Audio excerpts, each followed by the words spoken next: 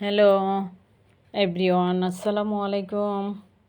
কেমন আছেন সবাই? আবার চলে আসলাম নতুন একটি রেসিপি নিয়ে। আমি রেহানা পারভিন, আমার চ্যানেল রকমারি পাকের ঘর থেকে আমন্ত্রণ রইল সবাইকে। আজকে আমি যে রেসিপিটা নিয়ে আসলাম, হয়তো অনেকে খেয়েছেন এটা, আবার অনেকে খাননি। এটা অনেকে ভর্তা করে খেয়েছেন, তবে রান্না করে খেয়েছেন কিনা আমি জানি না। আমি এটা কিন্তু মাঝে মাঝে রান্না করে খেয়ে থাকি, কিন্তু এটা কিন্তু একদম মেথি শাকের মতো লাগে। আর এটা আমাদের পেটের জন্য খুবই উপকারী, ডায়াবেটিস, প্রেশার সবটার জন্য অনেক ভালো। তাই বেশি বাজারে পাওয়া যায় না, যখনই আমি পেয়ে থাকি তখনই এইটা নিয়ে নেই। এটা হচ্ছে থানতুনি পাতা। থানতুনি পাতাটা একদম কিন্তু মেথি শাক আমরা যেভাবে রান্না করি, আমি ওইভাবে রান্না করে আপনাদের সাথে শেয়ার করছি। আশা করি আপনাদের উপকারে আসবে ও ভালো লাগবে। এটা খাবেন। এটা কিন্তু এইসব জিনিস আমাদের শরীরের জন্য খুবই উপকারী। আমরা তো এখন কাজে এত ব্যস্ত থাকি, এইসব খেতেই চাই না বা ঝামেলা লাগে আমাদের কাছে, করতেই চাই না। যেদিন ছুটির দিন হবে সেদিন কিন্তু আমরা আগে থেকে এটা বেছে বাছ করে রেখে দিতে পারি।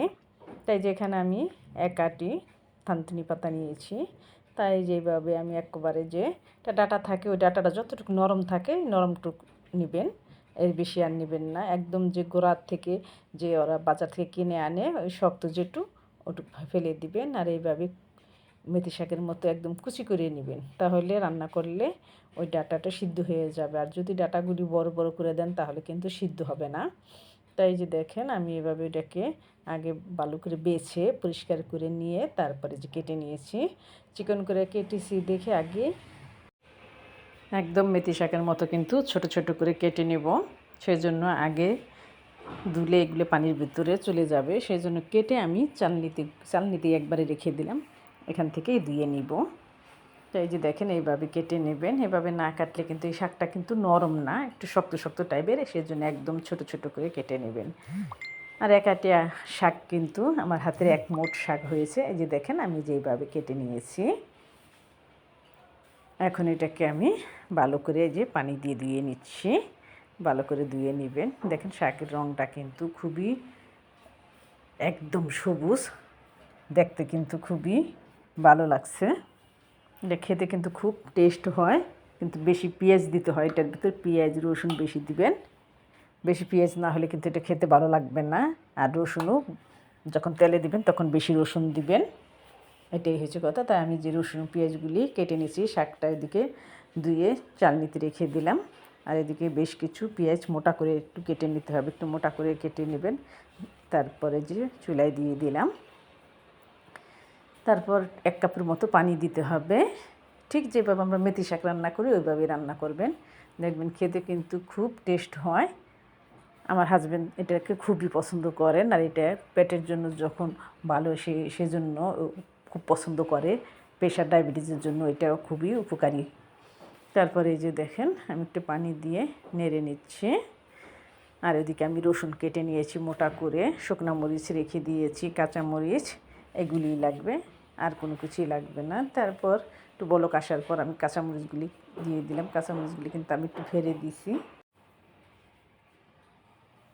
এই যে কাঁচামরিচগুলি দিয়ে দিলাম, দিয়ে কিন্তু আবারও বলক তুলে আসছে। তারপরে যে একটু নেড়ে নিচ্ছি। একটু নেড়ে কাঁচামরিচটা যখন একটু নরম হয়ে যাবে তখন আমি শাকগুলি দিয়ে দিব। খুব চটজলদি কিন্তু হয়ে যায়।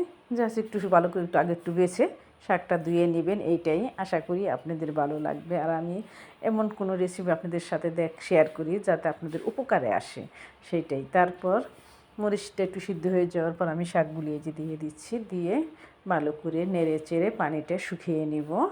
আর এদিকে আমি মরিচ, শুকনো মরিচ, রসুন কিন্তু কেটে রেখে দিয়েছি। তারপর আমি তেলে বাগার দিব। আর এটা গরম গরম ভাতের সাথে খেয়ে দেখবেন একবার, যে খালি গরমই ভাতের সাথে মজা লাগবে সেটা কিন্তু না, এটা ঠান্ডা ভাতের সাথেও আপনার খুবই মজা। তারপরে যে শাকগুলি দিয়ে দিয়েছি, দিয়ে ভালো করে নেড়ে নেব। দেখেন শাকগুলির কালার দেখে মনে হয় কাঁচাই খেয়ে ফেলি এরকম।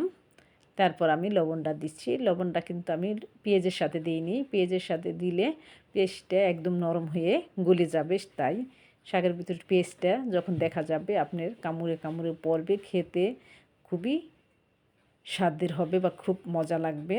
তাই পেঁয়াজটা যেন না গলে একটু আস্তে আস্তে থাকে এরকম। তাই পানিটুকু শুকাইলেই আমার শাকটা হয়ে যাবে। তখন আমি বাগার দিয়ে দিব একটু বেশি তেল, রসুন, মরিচ দিয়ে বাগার দিবেন। তারপর আপনি ভাতের সাথে খেয়ে দেখবেন। এটার সাথে আর কোনো কিছু না হলেও আপনার চলবে। এটা দিয়ে আপনি কিন্তু পুরা ভাতগুলি খেয়ে নিতে পারবেন আশা করি। তাই একবার হলো করে খাবেন। যখনই দেখেন কিনে এনে রাখবেন। এই যে দেখেন পানিটা শুকিয়ে গিয়েছে।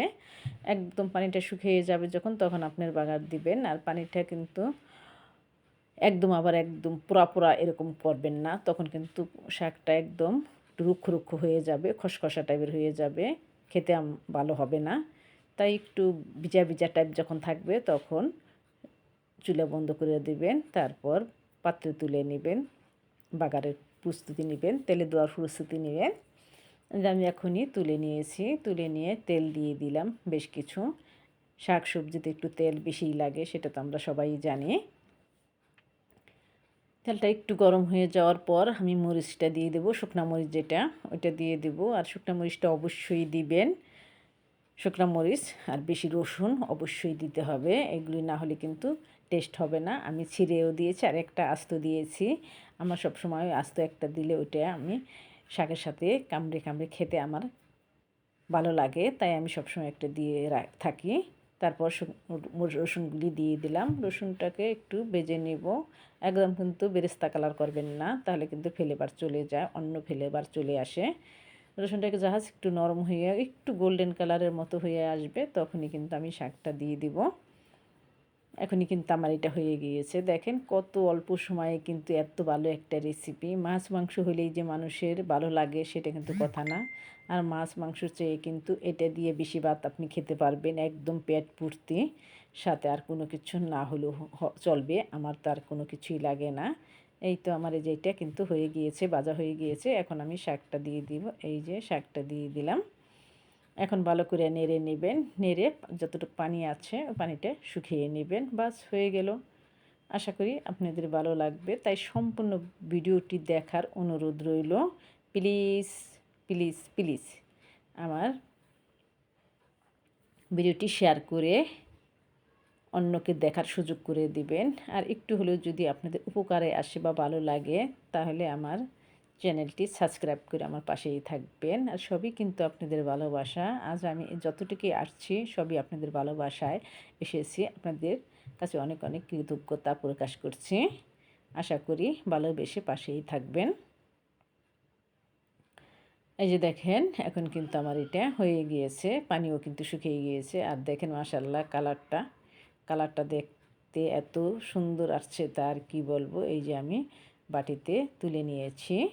দেখেন পেঁয়াজগুলি কিন্তু আস্ত আস্ত আছে, দেখতেই মনে হয় কত মজার।